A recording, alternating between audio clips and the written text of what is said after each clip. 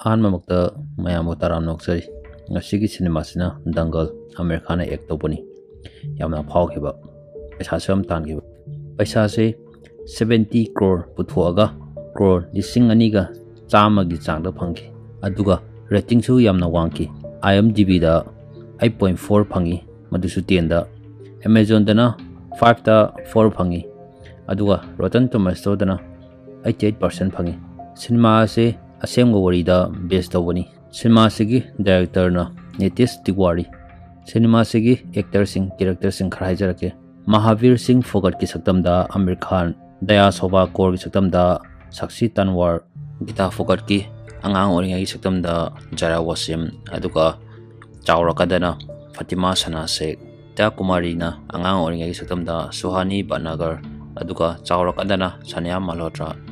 ओमकार सिंह फोगट की सक्तमदा अपर शक्ति खुराना अंगांग ओरिंगैदना रिद्विक साहोर प्रमोद कदम की सक्तमदा गिरीश कुलकर्णी सिनेमा से होरगे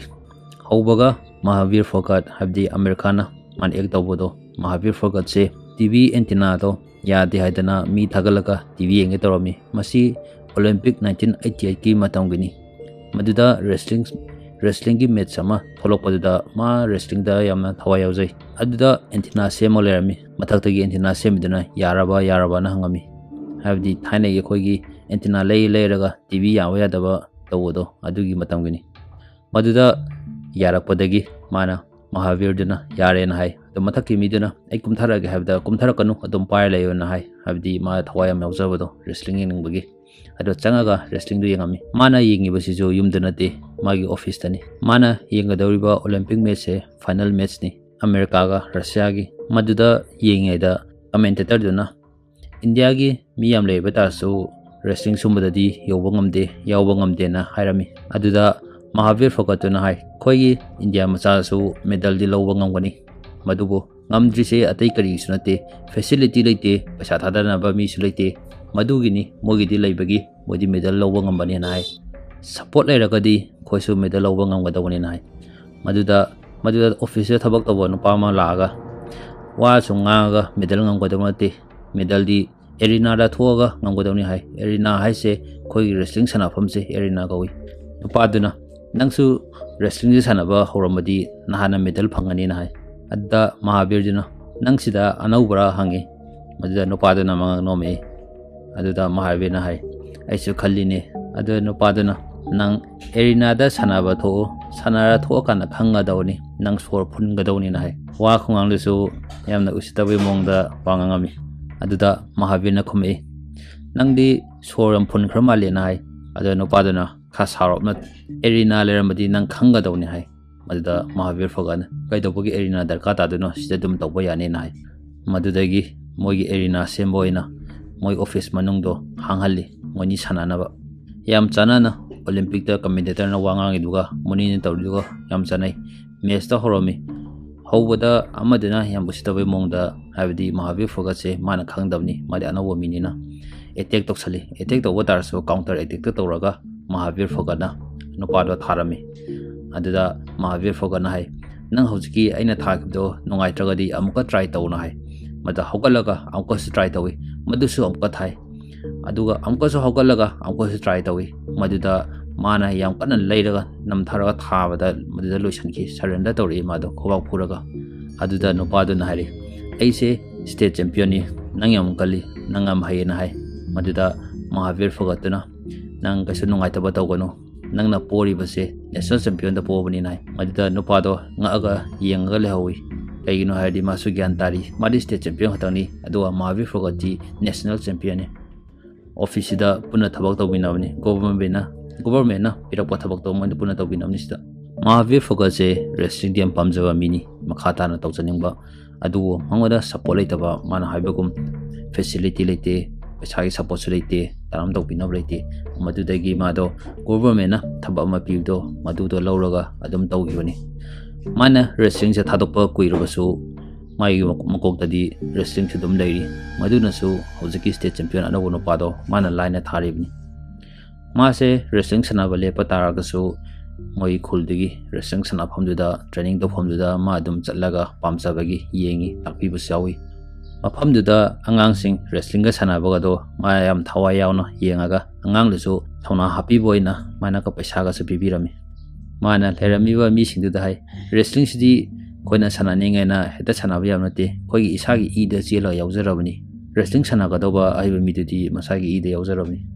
ꯑꯗꯨꯒ ꯃꯥꯅ ꯊꯥꯏꯅ ꯁꯥꯟꯅꯔꯤꯉꯩ ꯃꯇꯝꯒꯤ ꯅꯦꯁꯅꯦꯜ ꯆꯦꯝꯄꯤꯌꯟꯁꯤꯞꯀꯤꯗꯣ ꯅꯤꯡꯁꯤꯡꯂꯛꯏ ꯒꯣꯜ ꯃꯦꯗꯜꯒ ꯃꯥꯅ ꯂꯧꯈꯤꯕꯗꯣ ꯃꯥꯅ ꯔꯦꯁꯂꯤꯡ ꯁꯥꯟꯅꯕ ꯂꯦꯞꯈ꯭ꯔꯤꯁꯤꯁꯨ ꯑꯇꯩ ꯀꯩꯁꯨ ꯅꯠꯇꯦ ꯍꯥꯏꯗꯤ ꯔꯦꯁꯂꯤꯡ ꯁꯥꯟꯅꯔꯒ ꯃꯥꯒꯤ ꯆꯥꯅꯕ ꯄꯩꯁꯥ ꯁꯞꯄꯣꯔꯠ ꯂꯩꯇꯕꯅꯤꯅ ꯃꯄꯥꯅ ꯉꯥꯡꯕꯗꯣ ꯍꯥꯏꯕꯗꯤ ꯅꯪ ꯔꯦꯁꯂꯤꯡ ꯁꯥꯟꯅꯔꯒ ꯅꯪ ꯆꯦꯡ ꯆꯥꯛꯁꯨ ꯐꯪꯉꯣꯏ ꯑꯗꯨꯅ ꯊꯕꯛ ꯑꯃ ꯐꯪꯉꯤꯁꯦ ꯃꯁꯤ ꯇꯧꯁꯜꯂꯣ ꯅꯪ ꯔꯦꯁꯂꯤꯡ ꯁꯥꯟꯅꯕꯅ ꯀꯩꯁꯨ ꯀꯥꯏꯅꯔꯣꯏ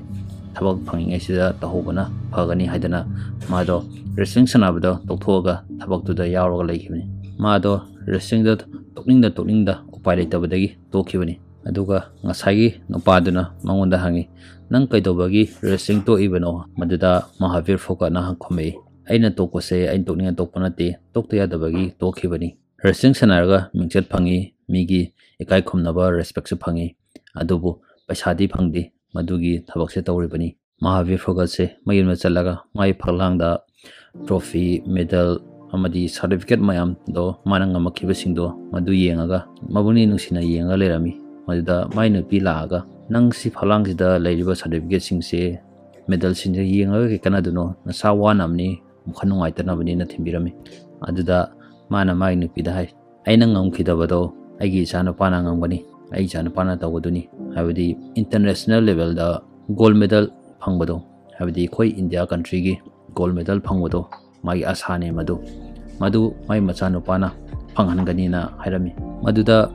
mai nupi tisu miroli bani aduga angang unaba matam su yaure mado machanu pa phangangani machanu pa pambagi yamna haide tawhol pang khangdana ngairaga kucha chatlaga hangar handa chatlaga lerami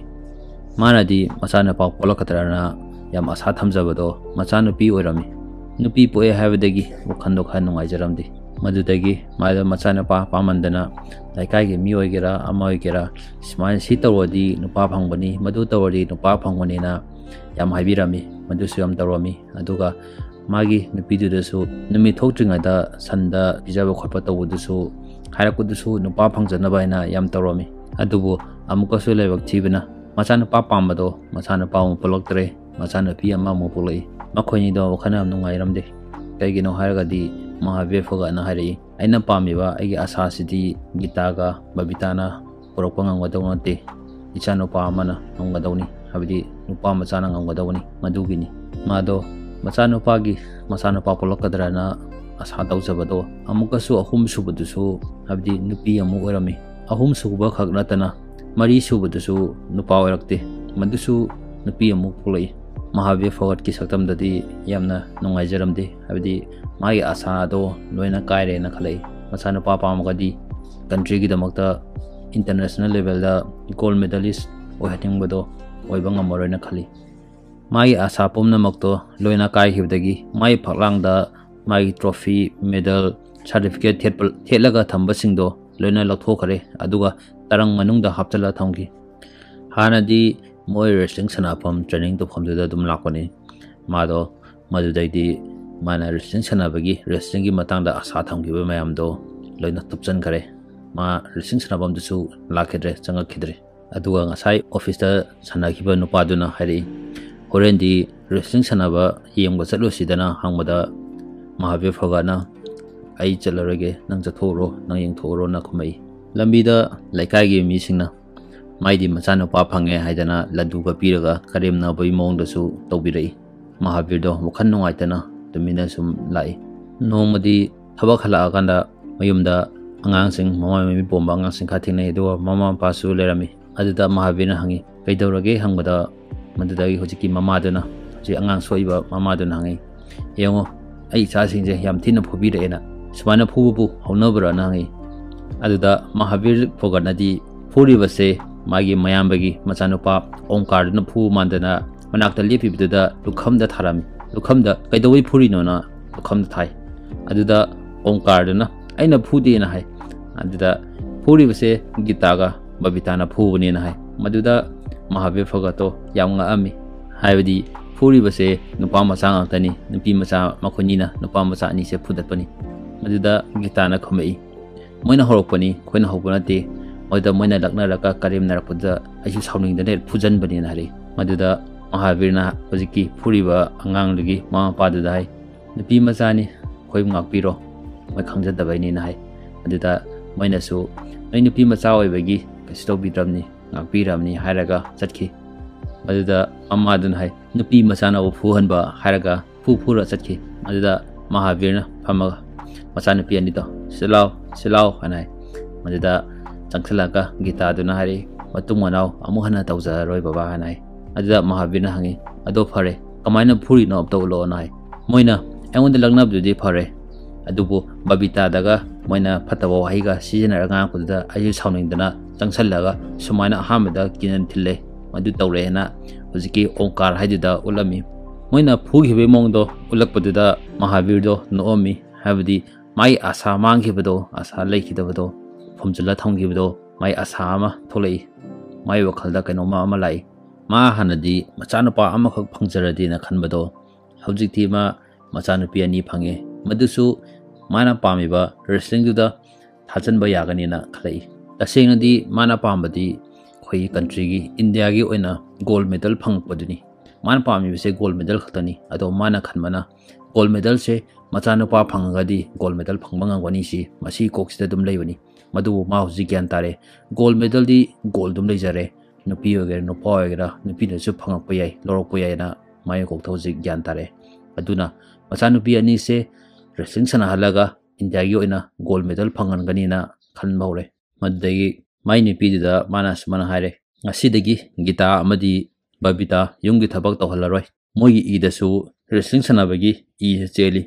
ꯑꯗꯨꯅ ꯃꯣꯏꯅꯤꯒꯤ ꯔꯦꯁꯂꯤꯡꯒꯤ training ꯍꯧꯔꯅꯤ ꯃꯥꯒꯤ ꯅꯨꯄꯤꯅ wrestling ꯁꯥꯟꯅꯍꯟꯒꯅꯤ ꯍꯥꯏꯕꯗꯨꯗ ꯑꯊꯤꯡꯕ ꯀꯌా ꯑꯃ ꯍꯥꯏꯔꯝꯃꯤ ꯁꯥꯟꯅꯗꯅꯕ ꯁꯨꯝ ꯋꯥ ꯌꯥꯝ ꯍꯥꯏꯔꯝꯃꯤ ꯑꯗꯨꯕꯨ ꯃꯍꯥꯕꯤꯔ ꯐꯒꯠꯅ ꯔꯦꯁꯂꯤꯡꯁꯤꯗꯤ ꯑꯩꯈꯣꯏꯒꯤ ꯃꯥꯒꯤ ꯏꯗ ꯌꯥꯎꯖꯔꯕꯅꯤ ꯑꯣꯂꯦꯝꯄꯤꯛꯇ ꯅꯨꯄꯤꯅ ꯒꯣꯜ ꯃꯦꯗꯜ ꯐꯪꯕꯁꯨ ꯌꯥꯝꯅ ꯂꯩ ꯃꯥꯒꯤ ꯅꯨꯄꯤꯅ ꯃꯣꯏꯅꯤ ꯔꯦꯁꯂꯤꯡ ꯁꯥꯟꯅꯍꯟꯕꯗ ꯂꯩꯀꯥꯏꯒꯤ ꯃꯤꯁꯤꯡꯅ ꯀꯩ ꯍꯥꯏꯅꯈꯤꯅꯤꯅ ꯍꯥꯏ ꯑꯗꯨꯗ ꯃꯍꯥꯕꯤꯔ ꯐꯒꯠꯅ ꯍꯥꯏ ꯀꯌꯥꯝ ꯀꯨꯏꯅꯕꯨ ꯉꯥꯡꯅꯔꯨꯗꯨꯅꯣ ꯉꯥꯡꯖꯁꯅꯨ ꯀꯥꯏꯗꯦꯅ ꯈꯨꯝꯃꯛꯏ ꯃꯥꯒꯤ ꯅꯨꯄꯤꯗꯨꯅ ꯃꯆꯥꯅꯨꯄꯤ ꯑꯅꯤꯁꯦ ꯔꯦꯁꯂꯤꯡ ꯁꯥꯟꯅꯗꯅꯕꯅ ꯈꯣꯡ ꯈꯨꯠ ꯇꯦꯛꯑꯒꯗꯤ ꯀꯃꯥꯏꯅ ꯇꯧꯒꯅꯤꯅ ꯍꯪꯕꯗ ꯃꯍꯥꯕꯤꯔ ꯐꯒꯠꯅ ꯌꯥꯝ ꯂꯥꯏꯅ ꯁꯝꯍꯜꯂꯣꯔꯦꯅ ꯈꯨꯝꯃꯛꯏ ꯃꯗꯨꯒꯤꯗꯃꯛꯇ ꯄꯩꯁꯥꯅ ꯀꯥꯏꯗꯒꯤ ꯂꯥꯛꯀꯅꯤꯅ ꯍꯪꯉꯛꯄꯗꯨꯁꯨ ꯃꯗꯨꯗꯤ ꯈꯪꯗꯦ ꯊꯣꯛꯄ ꯑꯃ ꯂꯥꯛꯆꯅꯤꯅ ꯈꯨꯝꯃꯤ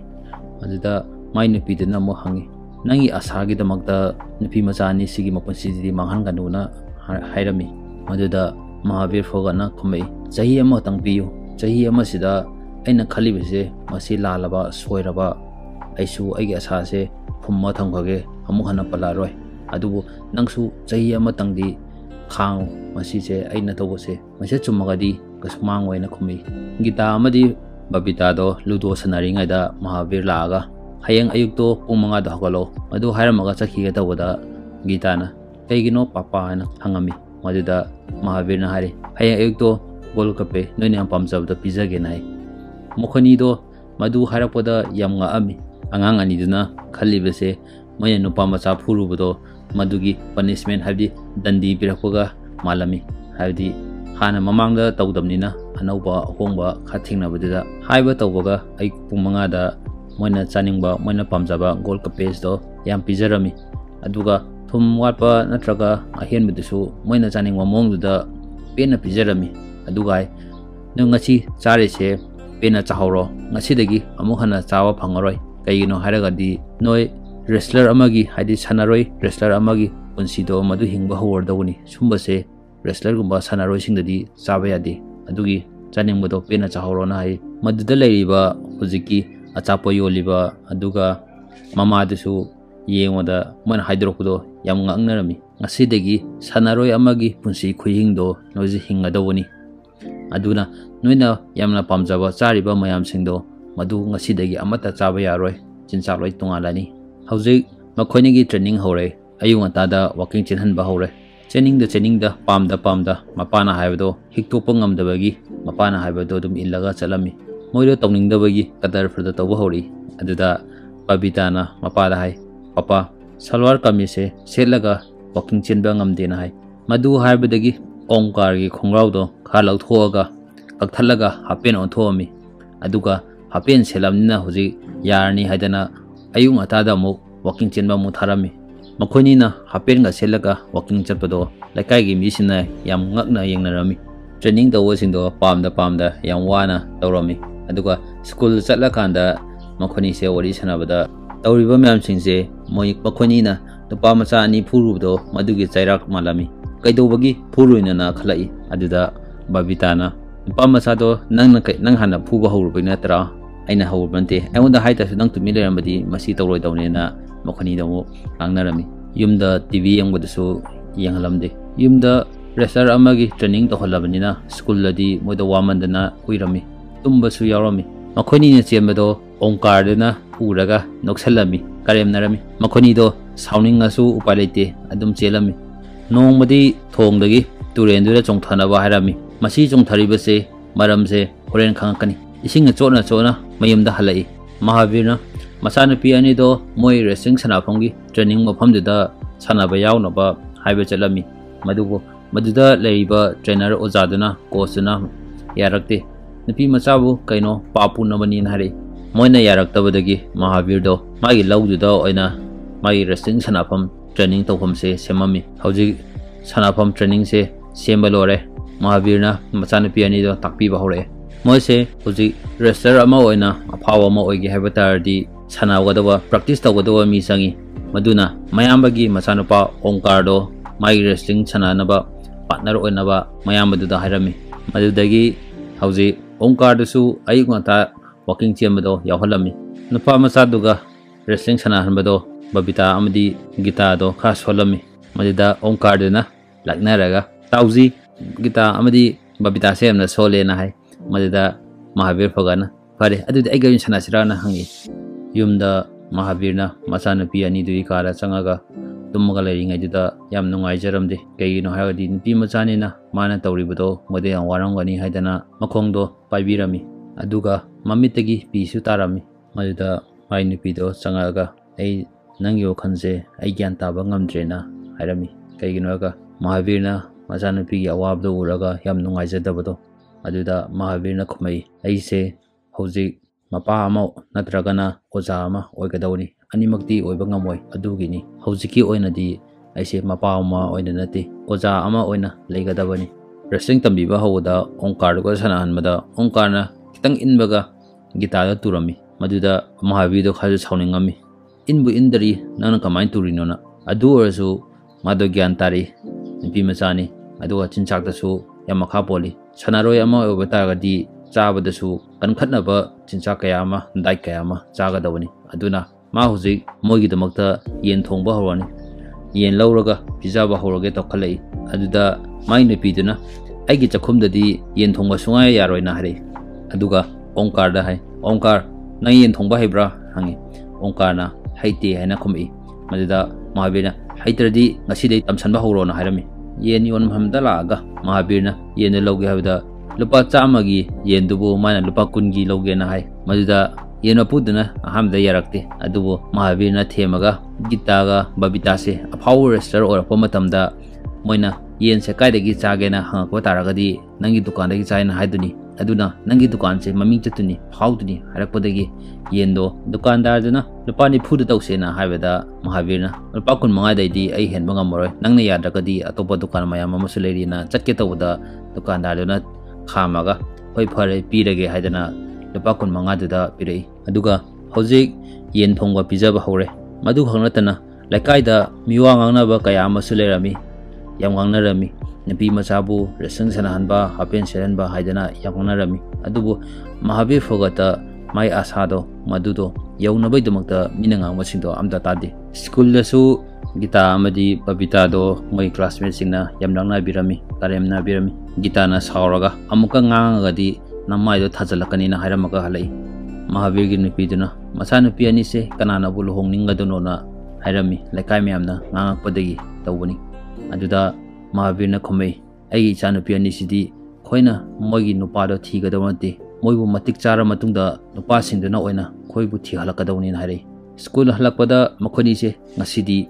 ai papa da wrestling sanaba chai ngamaroi ai togoroi na haira dawni na yam thongna leina mani se wari sanara lai makhoni makhata na wrestling se sanaba ngamaroi na mapada haiba changai yam thomna leikhibido mapai manakta jangsanbada moido yamna kigi aduga Gita na papa ai racing sanaba ngamaroi babita na haina amana ama thaujanarami aduga babita na su Gita se classroom da tumbani mado laisu onsanba ngamdare na apada hairami school da su mayamna nupa macha haidana langna birena madusu Mahabir da tamami maduda mapana khomei oh nagi problem de siore ado thodokwa problem di leite asengmo problem se yam leitabni na kasu kai leite na hai madu hangi tawda Gita na muhari papa racing sanabado lesringi lengoi do madu khoi samda jangmuda nungaiti madugini na haibada Mahabir na oh madugi oire haibada moido racing to hangadara na khandana nokphe tawri adubu Mahabir na ona dainabada hayang pung mga da hawalo na mahari ayu pung mga da samkak na ba mi kauraga masamdo akhalami kaktringai da Gita amadi babita duna kaktana ba yam haijarami kasu kaide lengoi changasu kasu kabi leite problem leite na hai adusu Mahabir na machana pi ani dugi masamdo nupa dauna kaktarhalami masam ka aga school chapaduda laikai da moibu kalakpa yengsanma misingna laknarami karemna birami hauze Gita amadi babita su racing se sanadanaba toknaba haina makokta plan tawba hori Mahabir gi mai alarm thamagado matamgado semdoga walking chenba saraga su torami chendi chendaba mogi racing training tofamdaga se electric bulb thamlagado isinga chaichalaga chakhanbaga torami aduga quality phatabaini ka haijalami Mahabir do yangami kaino hadi nungtigi electric bulb sibu span chakpa honabra kamai toidona ngami Gita na ising chaichalaga mutpane dikhangamde walking chembadaga su sokpuga sajanaba aduga racing sanabda su sokpum soktagum torokpa su tu sanadana ngamdaba sadanaga yam torami Mahabir do masanupi ani duna tawsanari do uraga su paileramde maduga matangsida Omkar do mayambagi masanupa Omkar do yamna kanbugum khalami kaigino haga mana sokum sotagum tubaduda mado yam kallabana khalai makhoni do racing toknabana tawsanaba do ngamdorena khalami aduga nongmadi mogi mamanabigi luhongbagi chaturina loisala lerami mamaduna loisanbiraga tharami luhongba mafamduda Mahabir laga yamna sauraga Omkar dudoina khopanga tharami maduga yam sauraga chathi babita duna hari noma khatani khoina training tawdribase ngasi haktang suti lawda karim kayam kairadana makhoni do mapadana racing tambiba aduga tawriba mayamdo yam saurami mapada yam warawrami aduga sumbai pasdi mapokta phangdabo oijagena hairami madubu onabada mai mamanabi lohongdri toba mamanabi duna aidi madumba mapado phangbo oijagena hairi maduda mamanabi dun hari noi na padudi patra madi noigi damakta khalibani adu khanbagi noibu hayang kona matik chawa mi ama oinabai damakta honnaribani adubu yengo sidadi khoidi yumsida nupiona polokpa tardi kitang chawrokpaga chakhumda thajalani thabak tohalani aduga chahi 13 surakpa matamda luhongbinaba honaraga ai huchi tawribasini adubu noidi tawbanate doibu matik chanaba haidana kenoma honnaribani senabiribani na hari nodi laibagam phabani aphabai damakta lekaina mayam nganaba miwa nganaba kaya dusu thingnaribani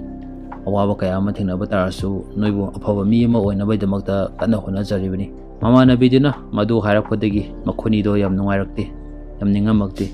mapado yam nungsirai mamitagsu pi tarai mayum halakpada mapana tummido yengami yam ningamakte moine tawodo puni nungsirai hauji nungalae Mahabir da hogalaka masanu pi ani dui ka duda hodokpa changami hodokpa changbada makhoni da leramde aduga thoga yengbada makhoni do masana khangna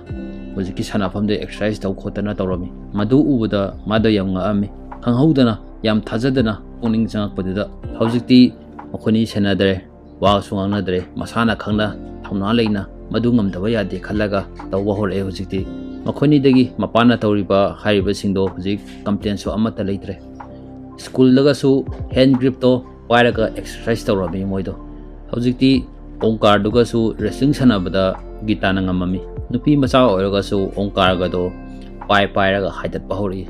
hojik Omkar sing asayam kanbrana khanjabado hojiti mase yam sonba minena khangjarai ndang jaksabada Gita na ngambagi Omkar da lagnarami adda Omkar na hai khangni hayeng di aina ngamduni na harapada Mahabir na khomei hayengdi nanga sanaroi na hari hayengdi road takta chatuni wrestling asemga sanaba na hari maduda Omkarna aidi sanaba haikiroina hairakpada nangi nate gita gini gita hayengdi sanaba thoktuni na hari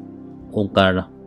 mabu gita bu nupa macha singa sananduba nupa macha sina yam laina haidat kini mini ani da solution kini na hari maduda Mahabir na khome kaino ne nangmu nupa macha na tabro nangsu nupa macha ni yam na laina manang ngom khaidudi na khomakoda Omkar ikai da na tumi lehi ayu ngata hojik moi wrestling competition mafam du da lai moi wrestling competition mafam du da admission tawo changmada mayam dina su keno se Mahabir se mayam na sakhangwa mi ma oi kaigino gan man national champion ma oi kimnina mayam na ijat tawa mi ma oi aduna hangma matamda Mahabir nang laaba na habida Mahabir na koi lae hanakti sanaroi khara su pura lae na hai mada maming hairo na harakoda Gita Phogat ana harakoda hojiki mafam du da leriba ming iriba no pado nga ami moi singduna nupi machabu wrestling sanahan gadawana hairaga no ami nupaduna yam karem na bai mawangda sidi wrestling competition ni nongma chak thongbai competition leiba matamda kaurake na hari Mahabir na sawarga ayam lamna laibani masi wrestling sanadana di hallaroi na hari Gita se ngasi wrestling sanahan gira natragan akhoni oina mukna sira yingna sira na harami maduda nupa ma laaga paisa nangbudi khoina yam ikai khumnei adubu nangna hariba nachana pisiga masida nupa macha singa wrestling sanahan badi yaroi madudi nungai roina harapadagi Mahabir da tumina tholai madubo hojiki moi counter da mingiriba maduga lemina no padanai nang hojik tawrido kaino kai thado ibno thado oidabani moise sanahan gadawni madu haibida no padanai kaino nang haisibo na hai madu hai yengo nangi wrestling competition che kayam kuirege hangmada chai manga sure na khomi chai manga sure masida mibu kayam la age nangi da nang pasabo kyam phangjarage yengo khallo hesida nupi macha amaga nupa macha amaga wrestling sanai habda tanano yengbola oduse paisa yam phangani nangi admission to wakta lupani khatani aduda ticket ka aga mayamne yengbola kadaba mafam se yengna bala kadawdo nang yam kuina chawa phangani yam laina su paisa syam phangani madu thado kanu na hai maduda nupadana ngodi nupi macha ne khongko tekpo yaw gadi kamai tawne ba ticket jasnu kaide moigi ni madudi kasu kaide moi lakchabani tikchasnu aduda nangi kanabado khalo aduga nangi wrestling competition asisu maming chathalo na haibdeki nupadana Mahabir da tanaraga nogi sanabado yarnina yarami aduga madudagi nupi macha amaga nupa macha amaga wrestling sanadawrena lekai mic ka tawraga koilaw lawrami aduga mayamdo madu lawbudagi yengning phawani na mafamduda wrestling competition duda mafamduda lami mafamduda yengmo kaya ma lami haibo taboga yam thajadawa mongda mido kirkrik chingai yam yengmo lami kirki inaraga yengmo lami yengiba singduna masi numpi macha chu second kaya bu leba ngamduno yam laina nupa macha singsina haidat khini ngamkhini na anarami nupi macha ebunina mayamdo wathi amasu nganaba yawnarami hojik sanaba hodore aduga sanaba sangami changma matamda madula leiba referee nupadana hai yam karem na wemongda nokper ka tawraga sisa leiba marisdagi kanai khutta nang poningena khallo na harami ahanmada khara piktak tawa amlei madusu khande mathangdana masa paba nupa among thinei madusu ma khande aduga mathangda leramba amadusu ma khande adubu aroibada masaga har phaba yam kanga dawa manba madudo aina khalame mayamdo yanga ami haudi marisda kwadai kanba nupado mana khanbani maga sananaba somdana Mahabir da nangana chana pise ngaure masi soktringa isda lepnaba tawrona haimi thana hanganu na hari maduda Mahabir na khumei wrestling se sanaram daida hoi akiba se hana thingna gadawni mayokna gadawni madu mayokna badudi ai chana pi Gita sidi ngam khare hojik sanada wali se wrestling ni hairaga nupada tumi legi maduda sanabado horomda da referee nupadana hojiki nupa macha do hai mase nupi macha ni madu khangna sanawana hai maduda Gita na hai aise nupi macha ne khalaga di sanara kanu na khamu hairami mani hojik wrestling sanaba hore generam de aduga kanbasu manarami haibasu adum manari horokpada Gita na bukha lakcharami madudagi nakandagi nupa mana nambu nupi macha I khuta nangbu poga durana sanariba nupa macha da hairami de nupa macha da kha sauningum lakum tawli yengliba mi sindo yanga ami kaigino haga nupi macha siga nupa macha siga sanabada henjana de mana bai mongla tawli aduga khobasu khobirami mogi damakta amana ama thaba sunga ngamdi point su lawba ngamamdi yam kanna muknaraga sanaraba matungda nupa machaduna gitara tu halaga yam kanna namaga yam wana mado thagi maduga nupa machaduna ngomki masi sanabase pana poba taragasu mayamna thagat pirami khoba khobirami magi damakta aduga moi competition sida ngamiba nupa macha segi damakta lupa kun pirami aduga gita bogati sehida mana pori bani mana poba taragasu committee gi side tagi mado lupa yang khai pibirami mane hena pibirami lupa yang khai do pairaga mapai manakta jangami aduga mapada piraga sorry harami Mahavir do masana piduna ngamdraga su maithong dadi mamono omi nokpetoromi kain mangonda pinjabado chanaribado ngamdraga su mangoda yam pinjarami yum halakpada gita do ahing do matumami yaramde hadi mana pogibdo mayam nokaijaramde mapai khalaga adugi hogalaga mapada stumamde mapai mena chatlaga mathangi dangal sina karam kana sanaba chatkadunona hangami hauji mafam kaya amada competition mafam kaya amada chatlaga sanaba horami challenge toromi leiba nupa macha singdo mana sanabda nupa macha singdo mana laina haitalaga tharaga mana yangamami aduga trophy kaya amasu phangami hauji gita se maming chatpa hore magi botaga thelaga lambi daga thetpasu hore trophy ga pairaga chalo mhamda mana sanaba mi singse hadi laina haidatpagum yang bagum stowi haiba tawbaga ngasagi yenon banupa do yam harawrami aduga magi yenon phangi mamangda gita fogatugi mai poster ga su thanami habdi mayamna mai dukan se masa khange mangonda su customer yam lae masa paisa yam phangbagi yam harawrami gita se maming chale adagi babita gi matamam yok chale babita samuka sanaba horami competition kaya amada su yawrami masu adum ngamami mana khwai ahanbada sanakiba nupa machadu ko samo sanarami ahamda ngamgidabado hujikti mana yam laina nupa machado tharami hujikti maming su chalapodagi paisa su yam phangami aduga school da moibu karemnaramba nupi machadu su moibu ubada yam ekai khupnarami respect torami hujik amuka lekai damu mayamna mu moi maramda wangang bahunare hujikti phataba maramda nate miwangna ba migi phataba maramda ngana ba natre hujikti moigi thagat pegi oina nganari moido yam hai nupa machabu su yam lailana thaena lekai da ngangna ba hori thagat pi ba hori moina masi yori base akhangkan baini khangaga khangwa taragadi kainomba mai pa ke haiba taragadi khoi khangba tabni awaba kaya ma thingna ga tabni hojing madudugi maido phangba hore moi gita se khangbadagi nupa macha moi sanaroi khara madi maga sanani haibada tholokba kidana thoktabu su yaure aduga mafam amadana mafam kaya amadana khoi india society ni na nupibu hanthana khanba su yauri bani aduna competition khara mafam amadana nupi sanani haibada yaraktabu su yawi hauji mahabirna mai phalangda certificate ka trophy mayam therpado haujikna machanupi gita fogat ki oina therami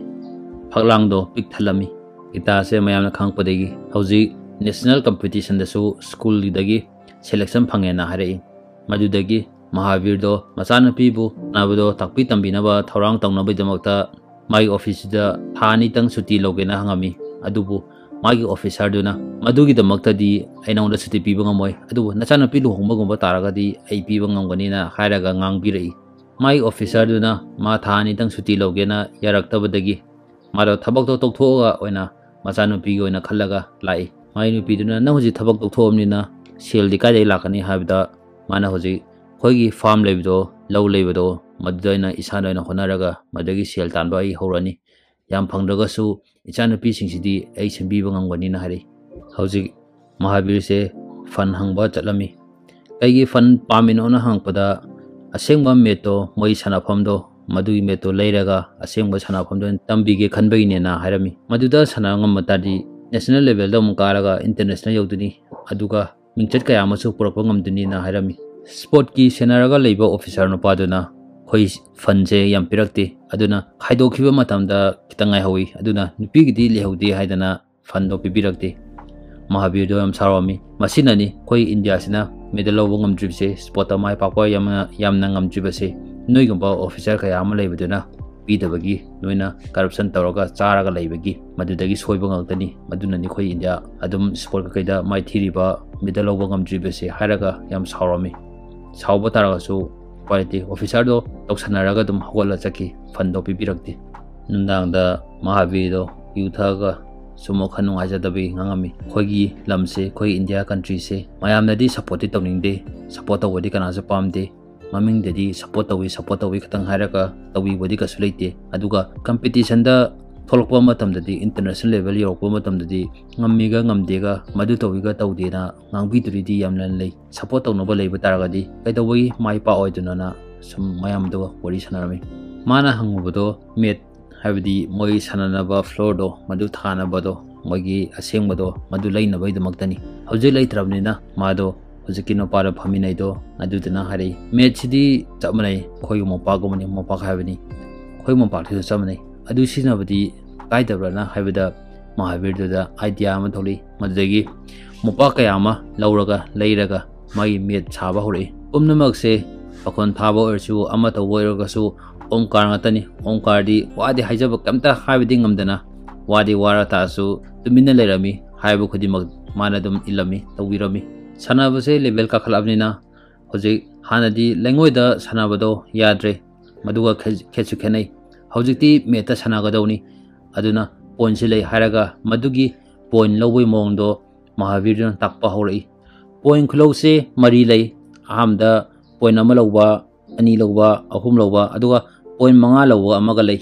omkar da kokthoga point lowdo mongdo point ama lowsina kamai tawga lowgani ani isna kamai taw lowgani kamai tharaga lowduno ahum lowbasna kamar monga tharaga lowduno habado taami tawriba taiba sindo omkar da tawra ulibni omkar di nam na silore ma se tawningdre aduda Mahavir dina point manga phangbai mongse sumain tawdoni khoi mamang da leriba mi se khoina pairaga maning da langhiba taragadi madu point manga phangduni madu haraga ayengo ayji tawrga utke haibada omkar do tin thoki haidi ayare ayji tawroi madu tobira nu na haraga thoki aduga asengba metse kamai tawno sumain tawna ti haraga madu ayek podo puthore aduga me asengba sana duise mogi akobida round leise masima pan thokhragadi point ama mangaduni aduga masejida round ahum legani round amada mini ani sanagadu sena madusu takpirami maduga round ahum sida round ani ngamba taragadi madu match ta lore ngamba chingena madusu hai hoji national sub junior gi tournament da changpa hore madu lakpada moido ahamda weight oli weight ki matungina sanabanina maduda Gita Kumari Fogato mai weight on bada madi weight wali sanaba ya khiroi nangi na chana bise hojik sanabata di khongku tekani sarugo tektana sokani maduna khara pija pithaktana tawro aduga mathang chahi oina la ona hai maduda Mahavir Fogana hoi phare mas weight che wale adu kai doroge weight wat pasebu sanaba yabra yadabra na hangi madu hangbadagi weight olibana padana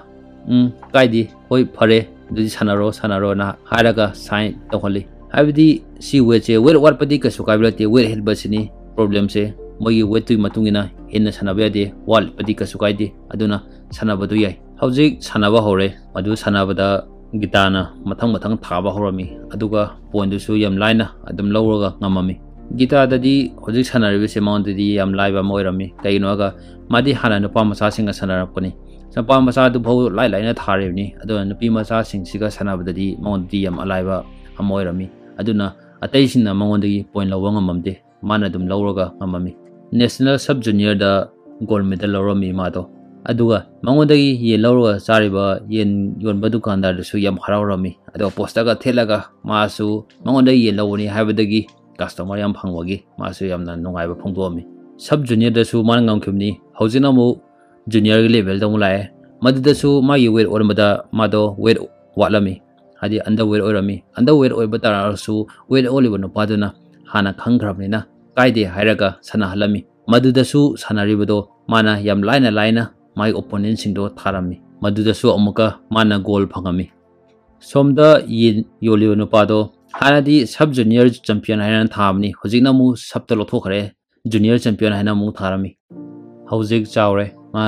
junior dagi hojik senior level da mu yore senior level da su magi opponent sindo mana line tharaga mathang gakhalaga final yorami final da su mai opponent do mana line tharaga adum ngamami aduga senior level da hoji ma national gold medalist ore Haryana state ki gold medalist ni hojik se mana lauribase mana gold medal lauraga halakpada mayamna yam chawna opirami phangakpa medal do mai phaglang da mu thelami aduga onkar na hare haujiti khoi tauji gi haidi khoi uncle sigi magi manglan mai asa do bung phare phange phangabina aisi hujiti khara pothaba yarani na hare maduda Mahavir Phogat na hari nate wali ai asade wali si khatang nate khoigi national championship chahi khudingi amana natraga amadum phangnarabani madubu aina pamme badi atai nate nasagi nataba khoigi state ki nataba khoi country India sigi damakta thoa kanda madugi damakta gold medal phangpotni aina pamme base international level da state level nate wali international level da gold medal phangwada aigi asa se pung phaduni na hari maduna gita da hari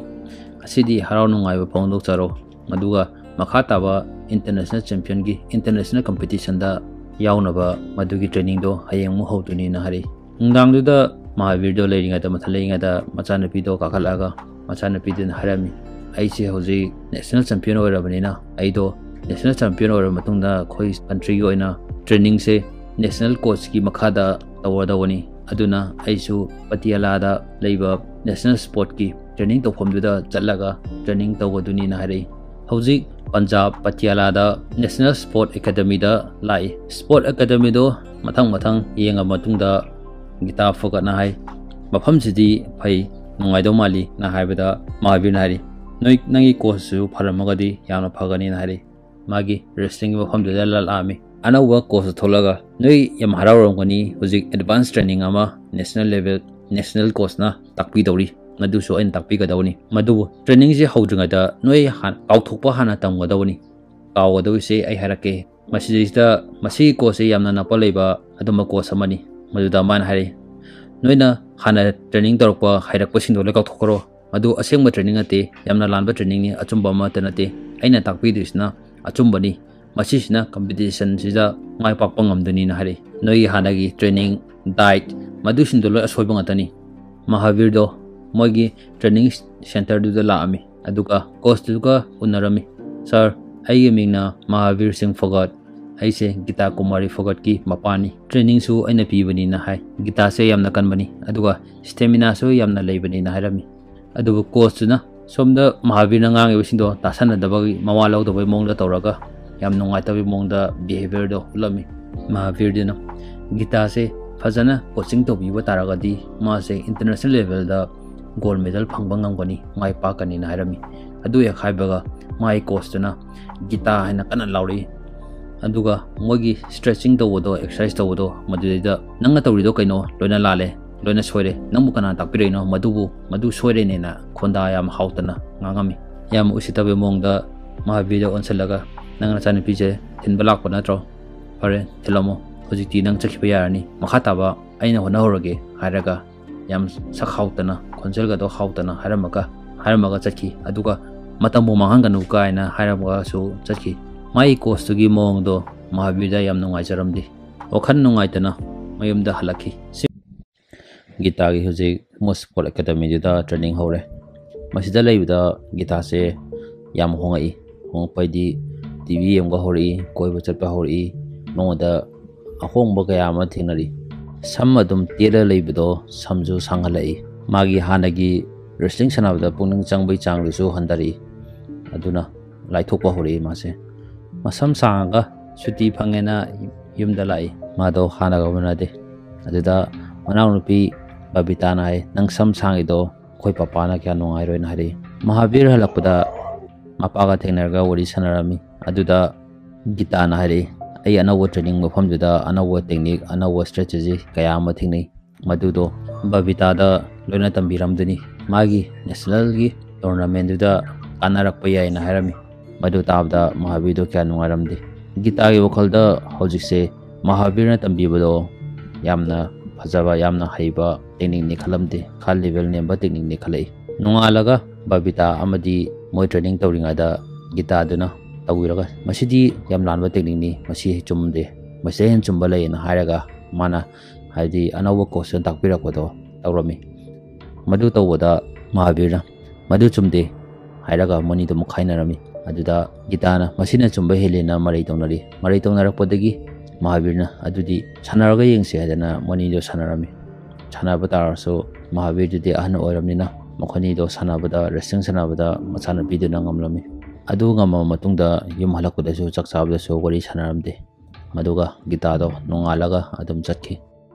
mapadasu chatki haramde teminam chaki manaun pigasu yam nongaina ba oiramde kaigino haragadi manaun pinadi mapagi technique strategy do dum pami macheduna haiba strategy do mana kyaloromde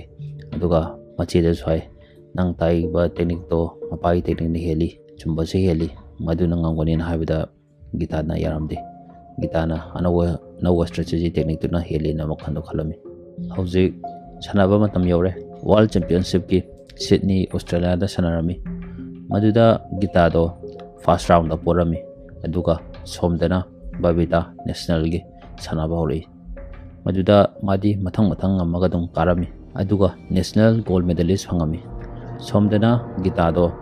Jakarta mathang game kaya ma chalaga sanabado amadang amamde first round da loiman no out taraga thoami Babita do huji national champion oiramnina mai gold medal do mogi phaklang da amuk Mahabir duna yansalami maduda Mahabir gi masak to kya nungai boiramde madu nungai tab do ubada Babita duna kaidorage nungai tri do aigi wrestling asi performance aina tawdo maduda pen da brangami maduda Mahabir na khumbai kasu pen da blaite aina khanbadu mag nang sanare maduda aina nungai tri se hojikti nangsu national champion oiramnina ai makhada aina training tawraga training piraka leibe yaroi aduna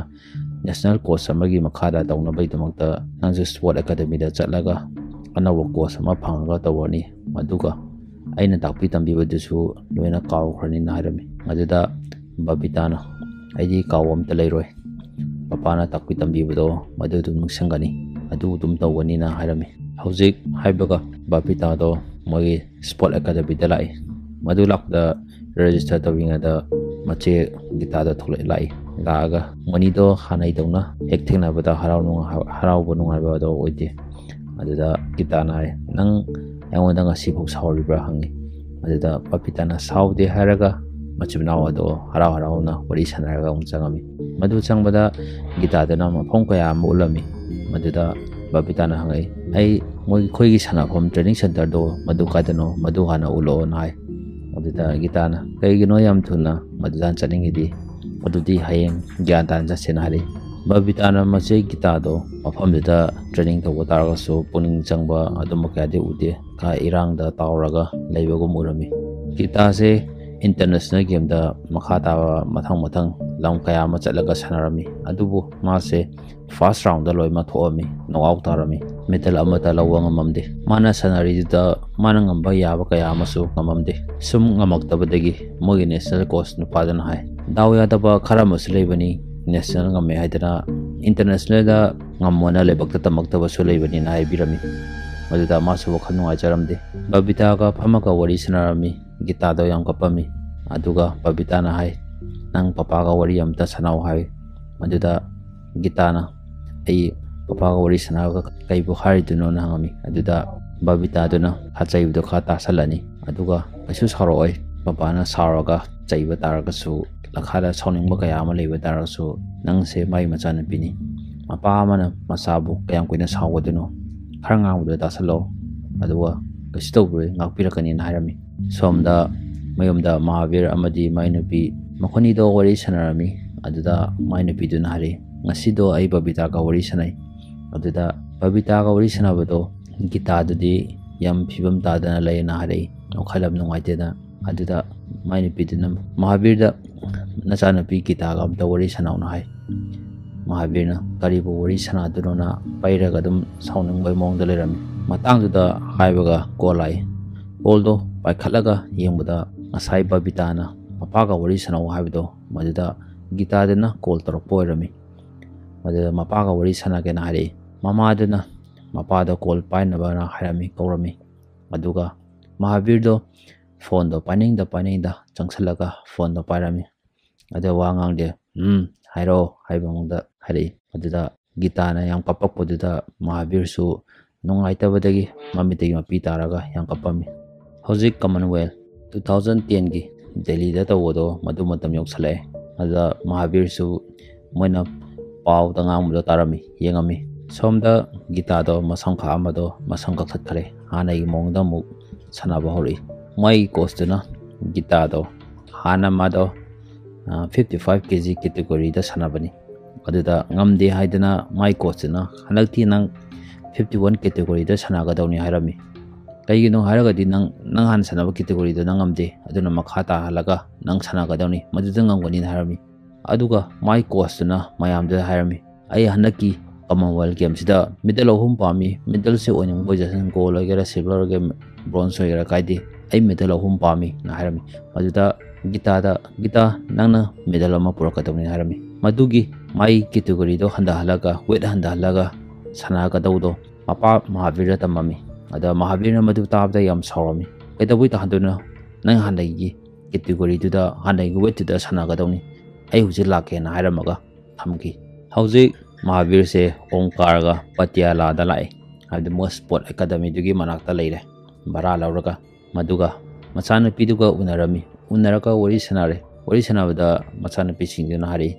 ꯍꯧꯖꯤꯛ ꯑꯩꯈꯣꯏꯒꯤ ꯃꯣꯏꯅ ꯀꯣꯆꯇꯨꯅ ꯍꯥꯏꯕꯗꯨꯒꯤ ꯀꯦꯇꯦꯒꯣꯔꯤꯗ ꯁꯥꯟꯅꯕ ꯍꯧꯔꯦ ꯃꯗꯨꯒꯤ ꯗꯥꯏꯠꯇꯨꯁꯨ ꯆꯥꯕ ꯍꯧꯔꯦꯅ ꯍꯥꯏꯔꯝꯃꯤ ꯃꯗꯨꯗ ꯃꯍꯥꯕꯤꯔꯅ ꯍꯥꯏ ꯅꯣꯏꯒꯤ ꯇ꯭ꯔꯦꯅꯤꯡꯗꯣ ꯄꯨꯡ ꯀꯌꯥꯗ ꯍꯧꯒꯦꯅ ꯍꯪꯉꯤ ꯃꯗꯨꯗ ꯄꯨꯡ 8ꯗꯒꯤ ꯍꯧꯋꯦꯅ ꯍꯥꯏꯔꯛꯏ ꯑꯗꯨꯗꯒꯤ ꯃꯍꯥꯕꯤꯔꯅ ꯐꯔꯦ ꯑꯗꯨꯗꯤ ꯃꯣꯏꯅ ꯗꯥꯏꯠ ꯄꯤꯕꯗꯣ ꯑꯗꯨꯝ ꯆꯥꯔꯣ ꯑꯋꯥꯠꯄꯗꯨꯅ ꯑꯩ ꯄꯤꯔꯒꯦ ꯑꯗꯨꯒ ꯅꯣꯏꯗꯣ ꯄꯨꯡ 8ꯗꯒꯤ ꯍꯧꯕꯅꯤ나 ꯄꯨꯡ 5ꯗ ꯍꯧꯒꯠꯂꯒ ꯂꯥꯛꯑꯣꯅ ꯍꯥꯏꯔꯛꯏ ꯃꯥꯅ ꯂꯩꯔꯤꯕ ꯚꯔꯥ ꯃꯐꯝꯗꯨꯗ ꯃꯊꯛꯇ ꯍꯥꯟꯅꯗꯧꯅ ꯃꯣꯝꯄꯥꯛ ꯊꯥꯔꯒ ꯃꯣꯏꯒꯤ ꯃꯦꯠ ꯁꯦꯝꯕꯗꯣ ꯁꯦꯝꯃꯝꯃꯤ ꯇ꯭ꯔꯦꯅꯤꯡ ꯄꯤꯅꯕ ꯍꯥꯏꯗꯅ ꯍꯧꯖꯤꯛ ꯃꯈꯣꯏꯅꯤꯁꯦ ꯑꯌꯨꯛ ꯉꯟꯇꯥ ꯍꯧꯒꯠꯂꯒ ꯇ꯭ꯔꯦꯅꯤꯡ ꯇꯧꯕ ꯃꯄꯥꯏ ꯃꯅꯥꯛꯇ ꯂꯥꯛꯑꯝꯃꯤ ꯑꯗꯨꯒ ꯇ꯭ꯔꯦꯅꯤꯡꯗꯣ ꯃꯄꯥꯗꯨꯅ ꯌꯥꯝ ꯇꯥꯛꯑꯝꯃꯤ ꯑꯗꯨꯒ ꯑꯋꯥꯠꯄ ꯗꯥꯏꯠꯇꯨꯁꯨ ꯃꯄꯥꯗꯨꯅ ꯄꯤꯔꯒ ꯄꯤꯖꯔꯝꯃꯤ ꯍꯥꯏꯗꯤ 51 kgꯗ ꯁꯥꯟꯅꯒꯗꯧꯕꯗꯣ 55ꯗ ꯑꯗꯨꯝ ꯁꯥꯟꯅꯅꯕ ꯇꯧꯔꯝꯃꯤ ꯃꯄꯥꯏ ꯃꯅꯥꯛꯇꯒꯤ ꯇ꯭ꯔꯦꯅꯤꯡ ꯇꯧꯔꯒ ꯍꯜꯂꯛꯑꯒ ꯃꯣꯏꯒꯤ ꯇ꯭ꯔꯦꯅꯤꯡꯗꯣ ꯌꯥꯎꯕꯗꯨꯗ ꯃꯣꯏꯗꯣ ꯈꯔ ꯑꯗꯨꯝ ꯊꯦꯡꯅ ꯆꯪꯉꯝꯃꯤ ꯑꯗꯨꯒ ꯇꯦꯛꯅꯤꯛ ꯀꯌꯥ ꯑꯃ ꯃꯄꯥꯗꯨꯅ ꯇꯥꯛꯄꯤꯔꯝꯃꯤ ꯅꯣꯡꯃꯗꯤ ꯃꯣꯏꯒꯤ ꯑꯦꯀꯥꯗꯃꯤꯗꯨꯗ ꯇ꯭ꯔꯦꯅꯤꯡ ꯇꯧꯒꯗꯕꯗꯣ ꯈꯔ ꯊꯦꯡꯅ ꯂꯥꯛꯏ ꯊꯦꯡ ꯂꯥꯛꯄꯗꯨꯗ ꯃꯣꯏ ꯃꯔꯛꯇꯁꯨ ꯈꯔ ꯌꯦꯡꯁꯟꯕ ꯈꯔ ꯌꯥꯎꯏ ꯃꯗꯨꯗꯨꯅ ꯊꯦꯡꯉꯦꯅ ꯃꯥꯏ ꯀꯣꯆꯇꯨꯗ ꯏꯪꯒꯤꯠ ꯇꯧꯔꯒ ꯎꯠꯂꯝꯃꯤ ꯃꯗꯨꯗ ꯃꯥꯏ ꯀꯣꯆꯇꯨꯅ ꯀꯧꯁꯜꯂꯒ ꯀꯩꯒꯤ ꯊꯦꯡꯉꯤꯅꯣꯅ ꯍꯪꯕꯗ ꯃꯣꯏꯁꯨ ꯑꯁꯦꯡꯕ ꯍꯥꯏꯗꯣꯛꯄꯗꯒꯤ ꯁ꯭ꯄꯣꯔꯠ ꯑꯦꯀꯥꯗꯃꯤꯗꯨꯗ ꯃꯍꯥꯕꯤꯔꯗꯣ ꯃꯣꯏꯒꯤ ꯁ꯭ꯄꯣꯔꯠ ꯑꯣꯊꯣꯔꯤꯇꯤꯁꯤꯡꯗꯨꯅ ꯀꯧꯔꯒ ꯋꯥ ꯍꯪꯉꯝꯃꯤ ꯑꯗꯨꯒ ꯃꯆꯥꯅꯨꯄꯤ ꯑꯅꯤꯁꯦ ꯇꯥꯟꯊꯣꯛꯀꯅꯤꯅ ꯍꯥꯏꯔꯝꯃꯤ ꯇꯥꯟꯊꯣꯛꯀꯅꯤ ꯍꯥꯏꯁꯦ ꯃꯣꯏꯒꯤ ꯔꯨꯜ ꯊꯨꯒꯥꯏꯕꯒꯤꯅꯤ ꯃꯗꯨꯗ ꯃꯍꯥꯕꯤꯔꯅ ꯌꯥꯝ ꯀꯟꯅ ꯍꯥꯏꯖꯔꯝꯃꯤ ꯑꯗꯨꯒ ꯃꯥꯅ ꯊꯥꯏꯅ ꯐꯪꯈꯤꯕ ꯇ꯭ꯔꯣꯐꯤ ꯀꯌꯥ ꯑꯃ ꯄ꯭ꯔꯥꯏꯖ ꯐꯪꯈꯤꯕꯁꯤꯡꯗꯣ ꯄꯨꯊꯣꯛꯑꯒ ꯎꯠꯂꯝꯃꯤ ꯁꯤꯁꯤꯡꯁꯦ ꯑꯩꯈꯣꯏꯅ ꯌꯥꯝ ꯋꯥꯅ ꯃꯁꯤꯒꯤ ꯊꯥꯛꯁꯤꯗ ꯌꯧꯔꯛꯅꯕ ꯌꯥꯝ ꯀꯟꯅ ꯍꯣꯠꯅꯖꯔꯛꯄꯅꯤ ꯑꯗꯨꯒ ꯍꯧꯖꯤꯛ ꯇꯥꯟꯊꯣꯛꯀꯅꯤꯁꯦ ꯇꯥꯟꯊꯣꯛꯄꯤꯒꯅꯨ ꯃꯥꯁꯦ ꯌꯥꯝ ꯍꯩꯕꯅꯤ ꯒꯣꯜ ꯃꯦꯗꯜ ꯂꯧꯕ ꯌꯥꯕ ꯉꯥꯛꯇꯅꯤꯅ ꯍꯥꯏꯔꯝꯃꯤ ꯃꯗꯨ ꯌꯥꯝ ꯀꯟꯅ ꯍꯥꯏꯖꯕꯗꯒꯤ ꯃꯣꯏꯒꯤ ꯑꯣꯊꯣꯔꯤꯇꯤꯁꯤꯡꯗꯨꯅ ꯌꯥꯔꯝꯃꯤ ꯑꯗꯨꯕꯨ ꯀꯟꯗꯤꯁꯟ ꯑꯃꯗ ꯍꯥꯏꯔꯛꯏ ꯍꯧꯖꯤꯛꯇꯤ ꯃꯈꯥ ꯇꯥꯕꯁꯦ ꯅꯪꯅ ꯅꯆꯥꯅꯨꯄꯤꯁꯤꯡꯁꯦ ꯇꯥꯛꯄꯤꯕ ꯌꯥꯔꯣꯏ ꯑꯗꯨꯒ ꯅꯪꯁꯨ ꯁ꯭ꯄꯣꯔꯠ ꯑꯦꯀꯥꯗꯃꯤꯁꯦ ꯆꯪꯉꯛꯄꯁꯨ ꯌꯥꯔꯣꯏ ꯃꯗꯨꯒ ꯅꯆꯥꯅꯨꯄꯤꯁꯤꯡꯁꯤꯁꯨ ꯑꯅꯤꯁꯦ ꯒꯤꯇꯥ ꯑꯃꯗꯤ ꯕꯕꯤꯇꯥꯁꯦ ꯁ꯭ꯄꯣꯔꯠ ꯑꯦꯀꯥꯗꯃꯤꯗꯒꯤ ꯃꯄꯥꯟ ꯊꯣꯛꯄ ꯌꯥꯔꯣꯏꯅ ꯍꯥꯏꯔꯝꯃꯤ ꯃꯗꯨ ꯌꯥꯔꯒ ꯊꯣꯛꯂꯛꯑꯦ ꯃꯣꯏꯁꯦ ꯍꯧꯖꯤꯛ ꯃꯍꯥꯕꯤꯔꯁꯦ ꯃꯊꯥ ꯌꯥꯝ ꯁꯥꯔꯦ ꯀꯃꯥꯏꯅ ꯇꯝꯕꯤꯒꯅꯤ ꯍꯥꯏꯗꯅ ꯇꯝꯕꯤꯒꯗꯧꯕ ꯃꯑꯣꯡꯁꯦ ꯀꯃꯥꯏꯅ ꯇꯥꯛꯄꯤꯒꯅꯤꯅ ꯁꯨꯝ ꯈꯜꯂꯛꯄꯗ ꯃꯍꯥꯕꯤꯔꯗꯨꯅ ओंकारगी फोन दो गीता पीगेमनी मोई को वरी सनारगा पाव फाउननबा हाइदना मदुदा वरी सनाबदा माना हना सनाखिबा मैच मयाम दो मदुगी फुटेज हाबदी वीडियो दो थारओन हाइरमी मदुगा मदु हाइबदगी वीडियो दो मा थालमी थारबा मतुंगदा महावीर दो मान लेरिदुगी अनकपा मफम अमदा हाइबदी वीडियो कापा मफम अमदा थाइनदी सिनेमा से वीडियो कापागा हाइनरबदो अदुमाना अदुम मफम अमदा चंगे मदु चंगागा माय थारकपा वीडियो सिंगदो मफमदुदा नुमितुगी सीट सिंगदो मान लोइम टिकेट सिंगदो ममनदो पीरगा टीवी अदुदा काफोगा येंगामी सानारिबा सिंगदो करिदा सोय करिदा वाली कमायना ngamdrimno haina chingba loimak asoiba singdo yengamami yengaga machanupida gitada phone tawre aduga wari sanarami aduga hai nangoda footage singdo huji yengba yagadra nangi maduda gitada na mamanabi gi laptop tagi tawraga yengba yani nai adudi phare yengo ai hairake nai asoiba singdo yenghalaga sida soibani sida soibani na asoiba mapado manna takpirami aduga semdoknaba chumthoknaba takpirami gitagi asobe kaya do mapana chumthokpirami foda hairaga madudagi moi training center da moi practice tawasing do yamna hirami mana ngamami habdi technique ꯇꯦꯛꯅꯤꯛꯇꯣ ꯊꯥꯖꯗꯕ ꯃꯑꯣꯡꯗ ꯃꯄꯥꯗꯨꯅ ꯃꯄꯥꯒꯤ ꯇꯦꯛꯅꯤꯛꯇꯣ ꯇꯧꯔꯒ ꯌꯥꯝ ꯂꯥꯏꯅ ꯉꯝꯃꯝꯃꯒ qualify ꯑꯣꯏꯔꯦ ꯍꯧꯖꯤꯛ ꯀꯃꯟꯋꯦꯜꯊꯒꯤ ꯒꯦꯝꯒꯤ ꯃꯇꯝ ꯌꯧꯔꯦ ꯍꯟꯗꯛꯀꯤ ꯀꯃꯟꯋꯦꯜꯊꯁꯤꯗ ꯒꯤꯇꯥ ꯑꯃꯗꯤ ꯕꯕꯤꯇꯥꯁꯦ ꯑꯅꯤꯃꯛ ꯀ꯭ꯋꯥꯂꯤꯐꯥꯏ ꯑꯣꯏꯔꯒ ꯌꯥꯎꯔꯝꯃꯤ ꯍꯧꯖꯤꯛ ꯒꯤꯇꯥꯒꯤ ꯃꯦꯠꯆ ꯍꯧꯗꯣꯔꯦ ꯑꯍꯧꯕ ꯃꯥꯒꯤ ꯃꯦꯠꯆꯇ ꯋꯦꯜꯁꯀꯤ ꯃꯦꯂꯤꯁꯥꯒ ꯁꯥꯟꯅꯔꯝꯃꯤ ꯃꯗꯨꯗ ꯐꯥꯔꯁ ꯔꯥꯎꯟꯗ ꯃꯦꯂꯤꯁꯥꯗꯨꯅ ꯂꯥꯏꯅ ꯉꯝꯃꯒ ꯄꯣꯏꯟꯗ ꯂꯧꯈꯤ ꯃꯗꯨꯒ ꯍꯧꯖꯤꯛ ꯁꯦꯀꯦꯟ ꯔꯥꯎꯟꯗ ꯑꯃꯨꯛ ꯂꯥꯛꯑꯦ ꯁꯦꯀꯦꯟ ꯔꯥꯎꯟꯗ ꯍꯧꯔꯛꯄꯗ ꯃꯦꯂꯤꯁꯥꯗꯨꯅ ꯈꯔ ꯂꯥꯛꯆꯔꯝꯃꯤ ꯃꯁꯤꯗꯁꯨ ꯁꯦꯀꯦꯟ ꯔꯥꯎꯟꯁꯤꯗ ꯃꯦꯂꯤꯁꯥꯁꯤꯅ ꯑꯃꯨꯛ ꯉꯝꯕ ꯇꯥꯔꯗꯤ ꯒꯤꯇꯥꯁꯦ ꯅꯣꯛꯑꯥꯎꯠ ꯊꯣꯛꯑꯒ ꯉꯝꯃꯔꯣꯏꯗꯧꯅꯤ ꯂꯩꯍꯧꯔꯗꯧꯅꯤ ꯑꯗꯨꯕꯨ ꯗꯥꯎ ꯌꯥꯕꯅ ꯒꯤꯇꯥꯅ ꯁꯦꯀꯦꯟ ꯔꯥꯎꯟꯗꯗꯤ ꯃꯥꯅ ꯉꯝꯃꯝꯃꯤ ꯍꯧꯖꯤꯛ ꯊꯥꯔꯠ ꯔꯥꯎꯟ ꯌꯧꯔꯦ ꯊꯥꯔꯠ ꯔꯥꯎꯟꯁꯤꯗ ꯃꯥꯏ ꯀꯣꯆꯁꯤꯅ ꯒꯤꯇꯥꯗ ꯍꯥꯏ ꯍꯟꯗꯛ ꯁꯥꯟꯅꯗꯣꯏꯁꯦ ꯌꯥꯝ ꯂꯨꯏ ꯑꯗꯨꯅ ꯅꯪ ꯗꯤꯐꯦꯟꯁ ꯇꯧꯔꯒ ꯁꯥꯟꯅꯧꯅ ꯍꯥꯏꯔꯛꯏ ꯃꯗꯨꯗ ꯃꯍꯥꯕꯤꯔꯅ ꯑꯣꯗꯤꯌꯟꯁ ꯃꯔꯛꯇꯒꯤ ꯃꯥꯅ ꯑꯗꯨꯗꯒꯤ ꯂꯥꯎꯔꯛꯏ ꯗꯤꯐꯦꯟꯁ ꯇꯧꯒꯅꯨ ꯑꯦꯇꯦꯛ ꯇꯧꯒꯅꯨ ꯍꯥꯏꯔꯛꯏ ꯀꯩꯒꯤꯅꯣ ꯍꯥꯏꯔꯒ ꯒꯤꯇꯥꯗꯤ ꯑꯦꯇꯦꯛ ꯇꯧꯕ ꯌꯥꯝ ꯍꯩꯕꯅꯤ ꯃꯗꯒꯤ ꯁꯥꯟꯅꯕ ꯍꯧꯔꯦ ꯁꯥꯟꯅꯕ ꯍꯧꯔꯛꯄꯗ ꯒꯤꯇꯥꯗꯨꯅ ꯑꯦꯇꯦꯛ ꯇꯧꯔꯒ ꯑꯗꯨꯝ ꯁꯥꯟꯅꯔꯝꯃꯤ ꯑꯦꯇꯦꯛ ꯇꯧꯔꯒ ꯁꯥꯟꯅꯕꯗ ꯃꯥꯅ ꯉꯝꯃꯦ ꯃꯊꯪꯒꯤ ꯂꯦꯚꯦꯜꯗ ꯑꯃꯨꯛ ꯀꯥꯔꯦ ꯍꯧꯖꯤꯛ ꯃꯈꯥ ꯇꯥꯕ ꯃꯦꯠꯆꯁꯦ ꯁꯥꯟꯅꯔꯝꯗꯥꯏꯗ ꯒꯤꯇꯥꯁꯦ ꯃꯄꯥ ꯃꯍꯥꯕꯤꯔꯒ ꯋꯥꯔꯤ ꯁꯥꯟꯅꯔꯝꯃꯤ ꯃꯗꯨꯗ ꯃꯥꯒ ꯁꯥꯟꯅꯗꯣꯏꯕ ꯑꯣꯄꯣꯅꯦꯟꯁꯦ ꯅꯦꯑꯣꯃꯤ ꯀꯧꯏ ꯅꯦꯑꯣꯃꯤꯁꯦ ꯌꯥꯝꯅ ꯍꯩ ꯃꯗꯨꯗ ꯃꯍꯥꯕꯤꯔꯅ ꯅꯦꯑꯣꯃꯤꯒꯤ ꯃꯇꯥꯡꯗ ꯊꯤꯒꯠꯂꯕ ꯃꯇꯨꯡꯗ ꯃꯥꯒꯤ ꯁꯥꯟꯅꯕ ꯃꯑꯣꯡꯗꯣ ꯈꯪꯗꯣꯛꯑꯕ ꯃꯇꯨꯡꯗ ꯃꯆꯥꯅꯨꯄꯤ ꯒꯤꯇꯥꯗ ꯍꯥꯏꯔꯝꯃꯤ ꯍꯟꯗꯛꯇꯤ ꯑꯦꯇꯦꯛ ꯇꯧꯒꯗꯧ ꯅꯠꯇꯦ ꯗꯤꯐꯦꯟꯁ ꯇꯧꯔꯒ ꯁꯥꯟꯅꯒꯗꯧꯅꯤ ꯑꯦꯇꯦꯛ ꯇꯧꯔꯨꯔꯒꯗꯤ ꯃꯥ ꯌꯥꯝ ꯍꯩ ꯑꯗꯨꯅ ꯀꯥꯎꯟꯇꯔ ꯑꯦꯇꯦꯛ ꯇꯧꯔꯛꯄ ꯃꯇꯝꯗ ꯄꯣꯏꯟꯠ ꯀꯌꯥ ꯑꯃ ꯃꯥꯡꯉꯒ ꯄꯣꯒꯅꯤꯅ ꯍꯥꯏꯔꯝꯃꯤ ꯑꯗꯨꯒ ꯁꯣꯝꯗꯅ ꯃꯥꯒꯤ ꯀꯣꯆꯇꯨꯅ ꯍꯟꯗꯛꯇꯤ ꯗꯤꯐꯦꯟꯁ ꯇꯧꯒꯗꯧ ꯅꯠꯇꯦ ꯑꯦꯇꯦꯛ ꯇꯧꯒꯗꯧꯅꯤ ꯍꯥꯏꯔꯝꯃꯤ ꯍꯥꯏꯕꯗꯤ ꯋꯥꯈꯜꯂꯣꯟ ꯑꯅꯤꯗꯣ ꯈꯦꯠꯅꯔꯝꯃꯤ ꯑꯗꯨꯕꯨ ꯒꯤꯇꯥ ꯃꯥꯒꯤ ꯀꯣꯆꯇꯨꯅ ꯍꯥꯏꯕꯁꯤꯡꯗꯣ ꯑꯝꯇ ꯇꯥꯗꯦ ꯃꯄꯥꯗꯨꯅ ꯍꯥꯏꯕꯗꯣ ꯃꯗꯨ ꯇꯧꯅꯤ ꯍꯥꯏꯗꯅ ꯂꯩ ꯑꯗꯨꯒ ꯍꯧꯖꯤꯛ ꯃꯦꯠꯆ ꯍꯧꯔꯦ ꯃꯦꯠꯆ ꯍꯧꯔꯝꯗꯥꯏꯗꯁꯨ ꯗꯤꯐꯦꯟꯁ ꯇꯧꯔꯒ ꯁꯥꯟꯅꯧꯅ ꯃꯥꯏ ꯀꯣꯆꯇꯨꯅ ꯍꯥꯏꯕꯗꯣ ꯒꯤꯇꯥꯗꯣ ꯑꯦꯇꯦꯛ ꯇꯧꯔꯒ ꯑꯗꯨꯝ ꯁꯥꯟꯅꯔꯝꯃꯤ ꯑꯦꯇꯦꯛ ꯇꯧꯔꯒ ꯁꯥꯟꯅꯕꯗ ꯐꯥꯔꯁ ꯔꯥꯎꯟꯗꯣ ꯃꯥꯅ ꯉꯝꯃꯝꯃꯤ ꯑꯗꯨꯒ ꯍꯧꯖꯤꯛ ꯑꯃꯨꯛꯀ ꯁꯦꯀꯦꯟ ꯔꯥꯎꯟ ꯍꯧꯔꯦ ꯁꯦꯀꯦꯟ ꯔꯥꯎꯟ ꯍꯧꯕꯗ ꯑꯍꯥꯟꯕꯗ ꯃꯥꯅ ꯈꯔ ꯂꯥꯛꯆꯔꯝꯃꯤ ꯑꯗꯨꯕు ꯑꯀꯣꯟꯕ ꯁꯦꯀꯦꯟ ꯔꯥꯎꯟꯗꯨꯒꯤ ꯃꯤꯅꯤꯠꯇꯣ ꯂꯣꯏꯔꯝꯗꯥꯏꯗ ꯅꯦꯑꯣꯃꯤꯗꯨꯅ ꯈꯔ ꯑꯦꯇꯦꯛ ꯇꯧꯁꯜꯂꯛꯑꯒ ꯃꯗꯨꯗꯒꯤ ꯅꯦꯑꯣꯃꯤꯗꯨꯅ ꯁꯦꯀꯦꯟ ꯔꯥꯎꯟꯗꯣ ꯉꯝꯃꯝꯃꯤ ꯃꯗꯨ ꯉꯝꯈꯤꯕꯗ ꯃꯥꯒꯤ ꯀꯣꯆꯇꯨꯅ ꯑꯩꯅ ꯑꯦꯇꯦꯛ ꯇꯧ ꯍꯥꯏꯗ꯭ꯔꯥ ꯀꯩꯒꯤ ꯗꯤꯐꯦꯟꯁ ꯇꯧꯔ ꯂꯩꯔꯤꯅꯣꯅ ꯉꯥꯡꯉꯝꯃꯤ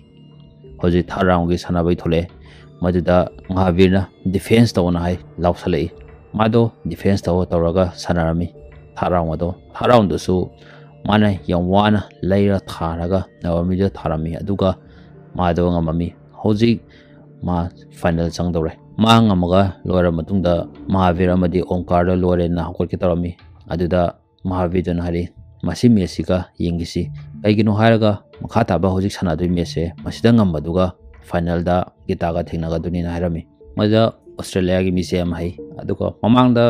ꯒꯤꯇꯥꯒꯁꯨ ꯑꯅꯤꯔꯛ ꯊꯦꯡꯅꯈ꯭ꯔꯕꯅꯤ ꯑꯣꯁꯇ꯭ꯔꯦꯂꯤꯌꯥꯒꯤ ꯅꯨꯄꯤꯁꯤꯅ ꯌꯥꯝ ꯂꯥꯏꯅ ꯒꯤꯇꯥꯁꯦ ꯉꯝꯈꯤꯕꯅꯤ ꯐꯥꯔꯁ ꯔꯥꯎꯟꯗ ꯂꯣꯏꯅꯃꯛ ꯃꯥꯅ ꯉꯝꯈꯤꯕꯅꯤ ꯃꯍꯥꯕꯤꯔꯅ ꯃꯥꯒꯤ ꯁꯥꯟꯅꯕꯗꯣ ꯌꯦꯡꯕꯗ ꯃꯁꯤꯗꯤ ꯌꯥꯝꯅ ꯂꯨꯗꯧꯔꯤꯅ ꯍꯥꯏꯔꯝꯃꯤ ꯁꯣꯝꯗ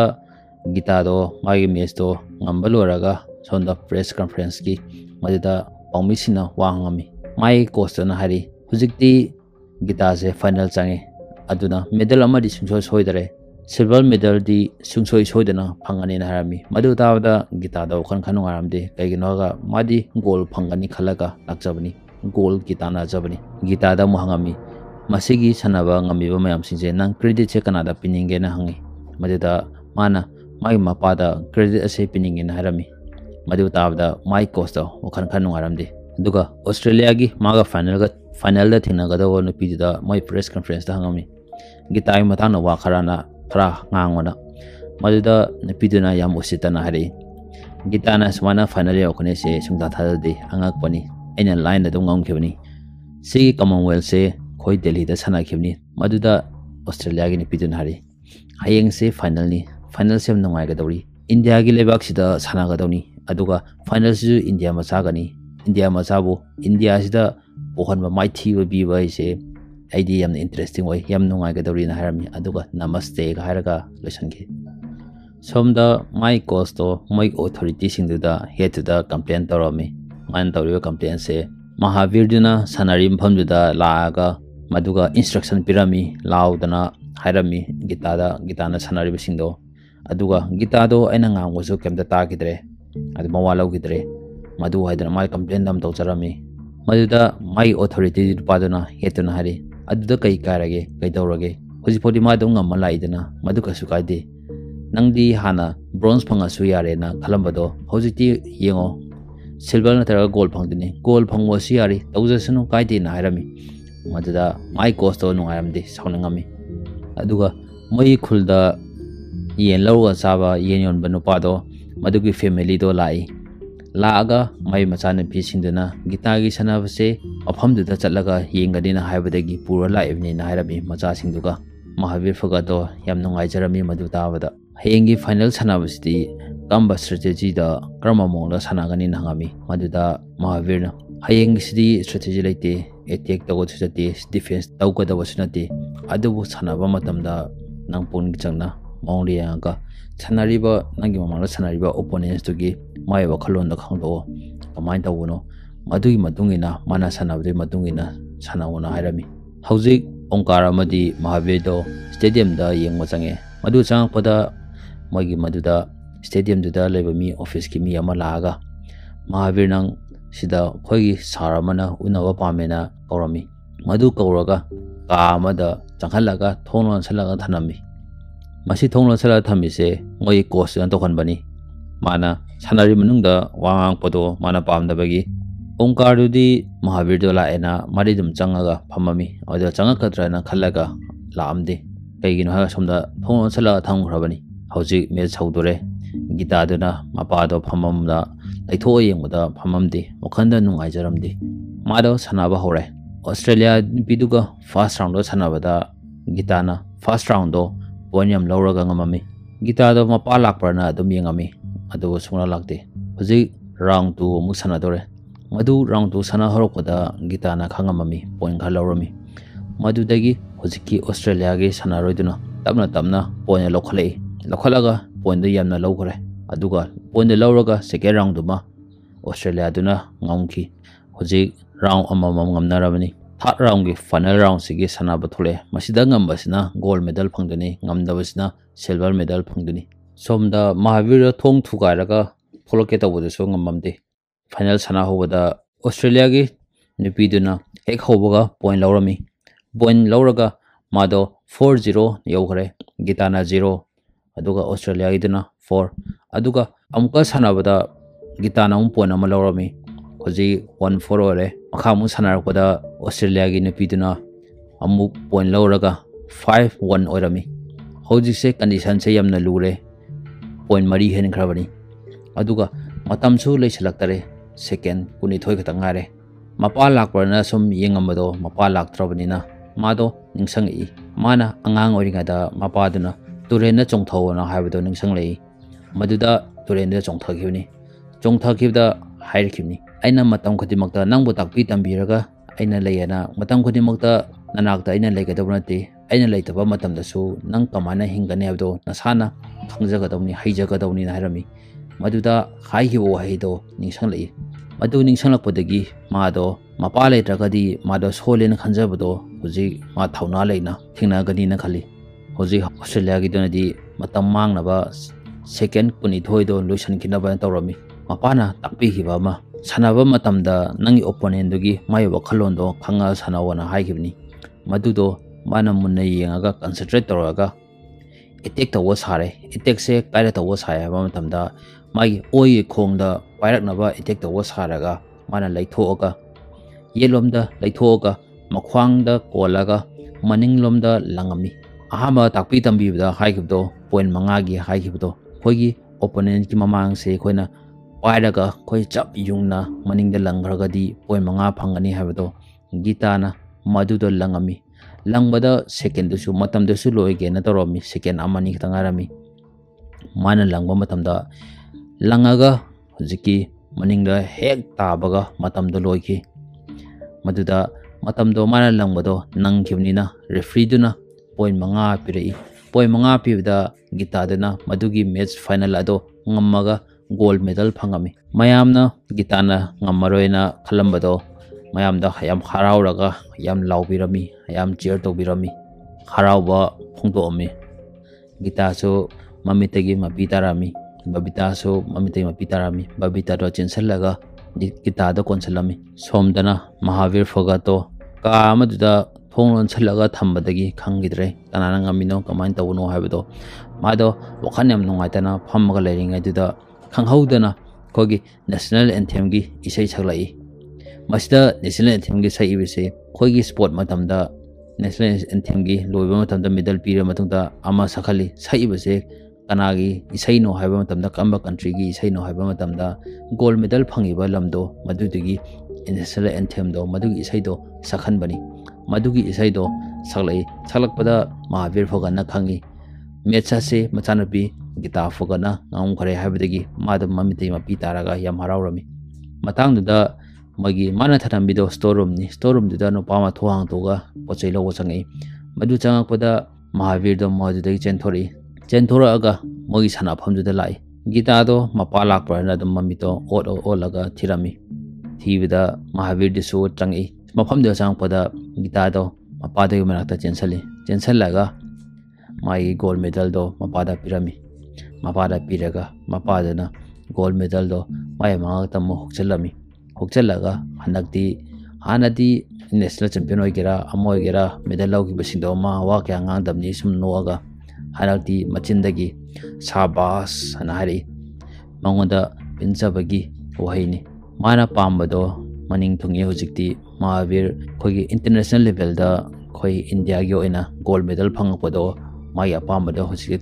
ꯐꯪꯉꯦ ꯃꯁꯤꯒꯤ ꯀꯃꯟꯋꯦꯜꯁꯤꯗ ꯕꯕꯤꯇꯥꯒꯤ ꯃꯇꯥꯡꯗꯤ ꯔꯦꯁꯂꯤꯡ ꯇꯧꯕꯁꯦ ꯎꯠꯂꯛꯇ꯭ꯔꯦ ꯑꯗꯨꯕꯨ ꯃꯁꯤ ꯀꯃꯟꯋꯦꯜꯁꯤꯗ ꯕꯕꯤꯇꯥꯗꯤ 51 kgꯗ ꯁꯥꯟꯅꯩ ꯒꯤꯇꯥꯅ 55ꯗ ꯁꯥꯟꯅꯕꯅꯤ बबीतासु मेडल फंगी मासे गोल्डी फंगिद्रे सिल्वर मेडल अन फंगनी फाइनल द लेहौबनी मदुदी सिनेमासिदा हापखिदरे मखा ताबा बबीतासु मेडल अन फंगी स्वाइसदा सिनेमा से लोइसनख्रे बबीतासे मखा ताबा 55 द सनै मदु सनाबदा मासे कॉमनवेल्थ दा गोल्ड गम फंगी 2012 की ओलंपिक गेम दा गीता फोगटना कोई इंडिया की नुपी की रेसलर होइना अहानबो होइना क्वालिफाई होइबा ngamkiba ama hoiki masi mamangda wrestling sanabada nupi hoina india da qualify kana su hoikide aduga babita amadi gita se makhoni gi apunba medal se punna pan lauki idusu international level dani aduga mahabir fugat se mase olympic to hojiki gita commonwealth da gold medal lauki मासे Olympic की ओइना coach ओइना सु चिंखापीखि अदुगा मसिदा उरिसिना मै असेंबा मिसिंदुनी Americana सारिबा Mahavir फोगतुनी अहन ओरिबा मयागिसिना अदुगा अकोइबदा मरी लेसिना मै मसानुपी मरी दुनी सोमदा American की अकोइबदा लेसिदी मरी दुनाते अमना अनिमना पिंगागी अनिमना चावरकननी Gita अमदी बबीतागी अदुगा मथंगिदा photo मैं मंगा उरिसिना मगी फोगतुगी मचिमनाउ मंगा दुनी हजिक मोइसे मेडल याम फंगे अदुगा अमदी वन चैंपियनशिप आइना MMA दा यावरगा लेबनी हजिक अदुसु माइ फाइट सिंदो कया मंगमगा दम फाव हौकलई फोर्ट की मतांगसिदा यामना लेखरे मखा ताबा हादि मोइना मेडल फंगबा अमदी MMA daga changaga leiba mogi championship fight kado adi matang su khadi ngani adu cinema se loi khrabena asi matang sida video ase loisin jarage thank you for watching